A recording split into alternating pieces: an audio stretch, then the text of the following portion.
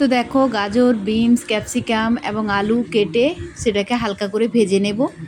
ভেজে নেওয়া হয়ে গেলে তার মধ্যে হালকা ভাজা হয়ে গেলে তার উপর থেকে আমি পেঁয়াজ কেটে রেখেছিলাম সেটা দিয়ে দিলাম। একটু লো ফ্লেমে ভাজতে হবে।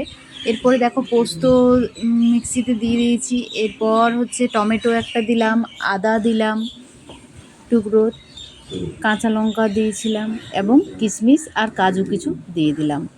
এরপরে এটাকে আমি পেস্ট করে নেব। তো দেখো পেস্ট করে নিয়ে এসে এরপরে আমি কড়াইতে এটা তেলের সঙ্গে এটাকে একটু কষাতে থাকবো মশলাটা। যেই মশলা থেকে তেল ছেড়ে যাবে তারপরে আমি যে মশলার বাটিটা ধুয়ে একটু জল দিয়ে দিলাম যাতে নিচে না লেগে যায়।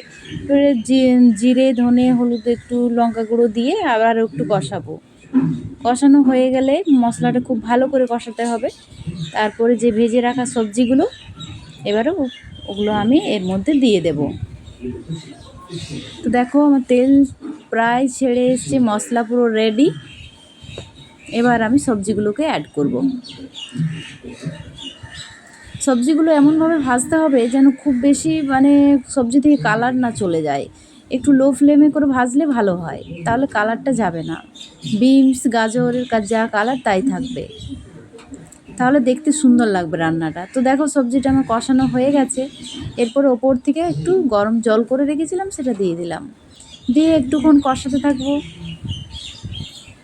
সবজিগুলো আমার সেদ্ধ প্রায় হয়ে গেছে এবং রান্নাটাও হয়ে গেল।